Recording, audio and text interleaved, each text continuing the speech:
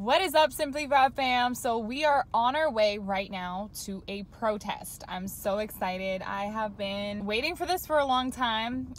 This is an organization called Bloodstainedmen, and it is about infant circumcision, and I'm so passionate about this. So we are on our way. We're going to be there in less than 5 minutes. I can't wait to see everybody. I have been following them for like almost a year now, and I'm just beyond excited for this. I am just a proud mama, and I want to be there to support them and share our story. They just started their tour in Florida, and they came to our city. Okay, I just can't explain how excited I am. A lot of exciting things going on. Let's get started. We are about to go meet them. You guys, this is an awesome group. Like, I can't wait to share with you. All right, stay tuned. There they are. Oh my God.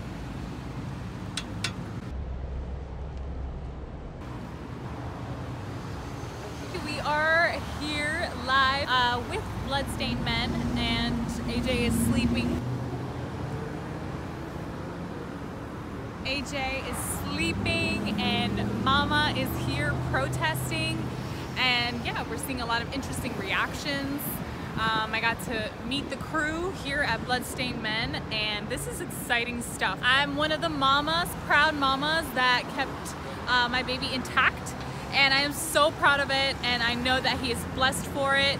So we're here trying to share our story. So do you want to tell a little bit about what we're doing here in our movement? Yes, we're the Bloodstainedmen. We are a nationwide protest movement, the only nationwide protest movement against circumcision. We're going to cross the street in a minute with our big banner. Day 2 of the 13-day Southern Florida circumcision crisis protest. We're going to be at the Super Bowl this weekend in Miami. We're going to be at the Super Bowl events in Miami on Friday and Saturday, and then at Hard Rock Stadium itself. We'll be there at Hard Rock Stadium on Super Bowl Sunday. Wow. And we are in 60 cities a year. We travel around thanks to donations from people like you. You can donate to Bloodstainedmen. Yes, we're going to link this below in our channel so people can donate if they wish to. Yeah. All of us are volunteers. None of us get paid. Your donations to Bloodstainedmen go only to fund our travel expenses, our hotel rooms, our meals, our airline tickets. We have 7 people on the road here for 2 weeks in Florida. And as you can see, we're reaching thousands of motorists an hour here. And it's going to be like this every day. We're going to be in Port Charlotte tomorrow. You can go on bloodstainedmen.com and see the tab upcoming events and join us. Actually, we can talk to David Atkinson here when we get over here, and he will tell you some of the other cities we're going to be in. David Atkinson, we are on, this is YouTube? Yes. We're on the YouTube channel, and David Atkinson, we're going to be in Port Charlotte tomorrow. And then Bonita Springs the next day after tomorrow. So Bonita Springs will be Wednesday. Yeah. Then Thursday we're at Florida International University, which is just outside of Miami. And then we're in Miami for 3 days. For the Super Bowl. And then we're going up the Atlantic coast. I don't recall exactly the names of the cities. I think Stewart is one of them. Also, maybe Delray Beach and Palm Bay. Palm Bay, yeah. So I don't have them those 3, and then Orlando and Tampa, and then we fly home on Saturday, 2 weeks from the other Saturday that we flew in. This is David Atkinson. He's the co-director of Bloodstainedmen, and on our board of directors. He plans all our tours. We're actually going to be back here in Florida, in the Tampa area next year for the Super Bowl in Tampa next year. And we just made that announcement in our live broadcast today. So Bloodstainedmen, we will be back in Tampa, Florida next year for the Super Bowl in Tampa, and we're going to do a northern Florida tour based around that. Oh. She said you're standing in front of the sign, we can't read it. So something I really like about you guys, and I decided to add this to our channel. We have a family channel, Simply Fab Fam, and so we would like to ask you guys, so what made you become so passionate about this movement? We really want to know. I was born in 1947. When I became sexually active in the 70s, certain sensations that I experienced after sex made me curious about why it didn't make sense. Basically, I became curious. Something didn't make sense. The physical feeling I experienced after good sex made me curious about why. And once you start looking at circumcision, you understand that circumcision alters your penis for life. It changes an internal structure, which is the head of your penis, which is meant to be like the clitoris in a woman. The woman's clitoris is covered by a mucous membrane, and which is the internal surface of the clitoral hood. The male foreskin is the equivalent of the female of the woman's clitoral hood. Okay. So, and women get it if you say, "How would you like to lose your clitoral hood?" And women are like, "Oh my God!" And that's what you're doing to American men when you cut off the hood of their penis, which is called the foreskin. But it's the same structure. The clitoris is analogous to the glands of the penis. The clitoral hood is analogous to the foreskin. So once I started researching, I understood. I came of age during the protest generation when Americans were protesting everything. We protested civil rights. We protested the war in Vietnam. We protested gay rights, for gay rights, for women's rights. And in the 70s, I thought, why is there no protest movement against infant circumcision? And I finally realized that if I was expecting someone else to do it, I had to be willing to do it. Yeah. So I first protested against circumcision in 1980 in California, at the California State Capitol. And the Associated Press covered that story, did a story on us that went around the nation, several other, it was on ABC Nightly News, and took it from there and started the Bloodstainedmen in 2012, going around the nation, 60 cities a year. Wow, that's awesome. I really love the movement, and I wanted to share it with many moms out there. So if you're a mom out there, if you're pregnant and you're having boys, definitely just do your research. We're not here to push anything on anyone, but we do recommend to look into the risks versus the benefits. There are many benefits for keeping the skin, that's for sure.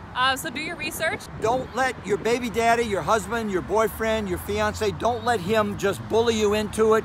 I'm not saying it always happens, but there are men who are unwilling to be open-minded about this because they're like, well, what's wrong with my penis? We're not saying there's something wrong with your penis, but it should have been your choice. Let it be your son's choice. Your husband has a brain. Make him use it on this issue. He'll look at other stuff that you offer him to, about childbirth. He really should look at this. And you'd also look for support at your whole baby. Wow, okay, thank you for that. And yes, I do want to mention, thank you, Deontay, AJ's dad. Thank you for being so supportive, even though you didn't have a choice and you were circumcised. Thank you for being supportive and letting us make that decision together as a family. We really appreciate that. And it really is, American dads have to man up, and your man manned up. He was like, no, I'm gonna protect my son. So man up and protect your son, even if you weren't protected from it. Right. No one else in the world's doing this to their babies. Only Americans and the Middle Eastern religions that do it for cultural reasons. But the Europeans don't circumcise your boys.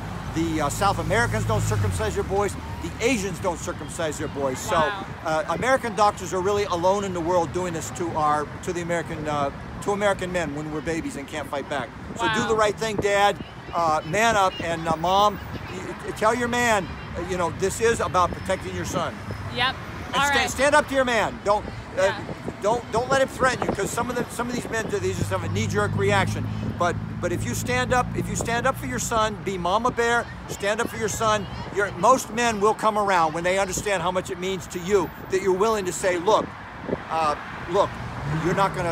not gonna let you pressure me into letting the doctor injure my son's genitals. Okay, awesome. Thank you so much for that information. Thank you for joining us on the Simply Fab Fam channel. You guys give this video a thumbs up if you want to support it. The link will be down below. So we'll see you in our next one. Bye. Just know that it's not your penis. Cheers, everybody. All right, guys, so we wanted to sit down and chat about this topic with you guys because I think it definitely deserves to be talked about and brought up. I attended a protest for the first time, actually. Aspen and I, we were out there supporting the Bloodstainedmen, and it is a circumcision crisis protest. I'm very passionate about this subject because there are currently over 3,000 babies being circumcised and cut every single day. It's just like a routine thing. It's not just like parents saying like, hey, I want to do this to my kid. This is just routine procedure at hospitals. People just need to become a little more aware, because I didn't even know anything about this. So yeah, we wanted to let's get into this topic right now. Deontay and I are gonna talk about it. We decided to turn on the camera and share it with you guys, okay? First off, the first question people wanna know is, how did you get started in this movement? What made you passionate, right? That's a good question everybody wants to know. So we're gonna let Deontay take over. How did you get started, Deontay? Well, all right, I'm gonna just take it all the way back, you know, from when I was like a kid, you know. Like, you know, I was circumcised, you know what I mean? And, you know, growing up, you know, you don't really know what that means, you know what I'm saying? You don't understand, you know, you just know that basically, you know, your head is out, you know what I'm saying? It's not in skin. I played football all my life, you know, so I used to be in the locker room. When we see somebody that's like intact, then we look at it like very weird, you know what I'm saying? Like, ew, what is that? What is that? You know, like, basically like he's different, you know what I mean? So he's not like everybody else, mostly like in America, you know. So people we used to pick on guys that was like intact, you know, wow, not knowing the education behind it, you know what I'm saying? And that's what brings me here now, you know, and being supportive of this movement and stuff like that, is because, you know, once I actually started doing my own research, you know, and then you showing me the other side of being intact, all the things that they take from you, you know what I'm saying, when you're a kid and you not even knowing. So there's no consent from the patient to say like, hey, I want to be circumcised or I don't want to be circumcised, you know. So I feel like it's robbing a human being from his rights, you know, because they think when you have a baby, like a baby don't have rights, you know what I'm saying? So it's like, oh, it's up to the parents if they want to do it or not, you know? Yeah, we don't have ownership over our children. We have responsibility over them. We're just responsible to keep them safe and raise them. Okay, so now I'm gonna share my side of the story and how I got involved. I remember when I had AJ, I knew that where I come from in my country, it's not common to do this. So I kind of like already knew that it wasn't a necessary procedure. So when I had the baby, like my first instinct was to just like not really want to do it. I also felt like, well, since he was born in a birth center, in the moment I was like, I'm not gonna schedule an appointment that's gonna be traumatic for him. I didn't want him to have any traumatic experience, because that was the main idea of having like a water birth, is for him to have his transition to be like super gentle and calm. He was calm baby, and so I thought like it doesn't make sense for me to like, you know, injure him or whatever. But we had a few discussions with, you know, a family member, and you know, this family member was like, hey, you should do this because of this and this and this and this, and you know, also biblical reasons, and all this stuff was talked about. But in the moment, I didn't really know much about it, so I couldn't like, you know, say, well, this is my reason or blah blah blah. Like I didn't, you know, I just didn't know much about it. And for me, I had made my mind up already too, so I kind of felt like, you know, well, why are we even having this discussion? I thought at the time, I thought it was a parent's decision. So after that, that's what made me get into it and do my research, and I came across this organization, the Bloodstainedmen, and I thought it was very interesting because looking into the movement gives you an outlook on what's going on right now and the crisis, and how it is wrong that a lot of people don't know, but you know, female circumcision is also a thing. And it's illegal, you know, so if you really think about it, like it is messed up that for females it's illegal, and for males it's completely legal. But in other countries, some females get circumcised. Yeah, right? I don't know exactly what country it is, but I just know that yes, it happens. There are societies. See, I didn't even know that even existed. You see what I'm saying? I don't even think many people don't even know how females get circumcised, and that's why I like the video that I made, because Brother K explained it. You know, how it's a membrane and there is mucus there, and there is like all this stuff around the clitoris, and it's the hood of the clitoris. So the hood of the clitoris, the skin that covers the clitoris, is equivalent to the head of the penis, the foreskin, I mean, you know, is equivalent to the foreskin. And so when you tell someone that, like when you tell a female, would you want that part of your body removed? Everyone's like, oh, no, because we know that it's like so sensitive. You know, it's like, yeah. The thought of that is like, you know, one of those things that you like, you know, you're never gonna Google that because you don't want to see this image or whatever. Like, yeah. That's one of the things that I would like. I just don't like to even think about it because, you know what I mean. So it's like, why isn't the foreskin treated the same exact way? It's as sensitive and more, if not. Yeah. And so you lose a lot. You lose a lot of pleasure too, right? Yeah. Yes. Females, same thing. And think about it. The females who had it done at birth, they don't know how much pleasure they lost. Yeah. Well, same thing because they never felt it. So you would say with guys that's been circumcised too, they won't know, right? Yeah. Okay. And that's the thing. Yes. Once it's stolen, and you won't ever know. That's why Brother K, he mentions it alters, you know, your penis for life. That to me is the most like deepest thing ever. It's like, think about this. That's not my decision as a parent to alter my son's sex organ for the rest of his life. That's not my choice. Like, think about that. No. It's not to be touched. It's not to be messed with. It makes sense. It makes all the sense in the world. For all the people who can recommend this, you know, and push this and all this stuff, good. Also support female mutilation. Also support, you know, female circumcision. You know, which means go get that done. You know, if you want someone who's having a child to get their son circumcised, go ahead and get your self circumcised first and see how that feels. Because these babies, they scream like horrifying. Yeah, of course. I mean, you cutting a piece off of them. You know, you cutting, and that's where, you know, like I said, once you start looking into things, you know, because I'm the type of person to where, like, you know, I try to stand for what's right, you know. And in the beginning, you know, when he's like, you know, hey, you know, let's not get our son circumcised, and I'm like, what? Ew, you know what I'm saying? Like, that's not cool, you know what I mean? Like, who wants to be not circumcised, you know what I mean? Like, it's ugly, or, you know what I mean? All this stigma that goes behind it, you know what I mean? There you go, and that's another thing I want to say too, for people who say it's ugly.